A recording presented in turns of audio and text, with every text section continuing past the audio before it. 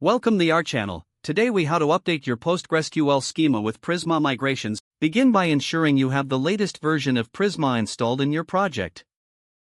Open your terminal and navigate to your project directory.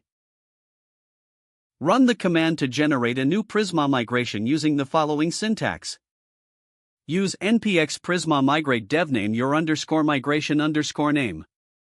Replace your _migration _name with a descriptive name for the changes you are making. This command will create a migration file and apply changes to your database.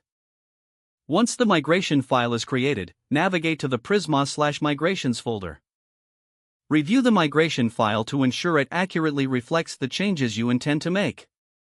If necessary, modify the migration file to adjust any incorrect operations or settings. Next, open the schema.prisma file to make any required updates to your data model. Add or modify models, fields, or relations as needed in the schema file. After making changes, save the schema.prisma file. Now, regenerate the Prisma client to ensure it matches your schema. Run the command npx prisma generate in your terminal. Once the client is generated, you can test the changes in your application. Perform a test run to verify that the migrations work properly and your application runs smoothly.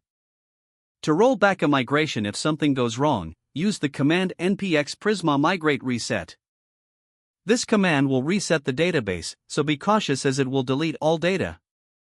If everything looks good, commit your changes to your version control system.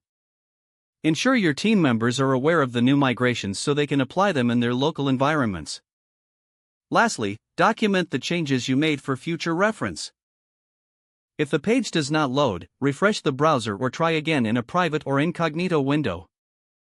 Make sure you are using the correct email address, then retype it carefully to avoid small typos.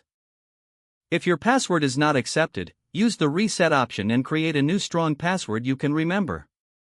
Check your spam folder for verification or security emails, then complete any requested confirmation steps.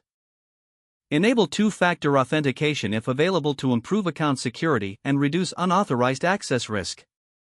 After signing in, review your profile details so your contact information and settings are accurate and current.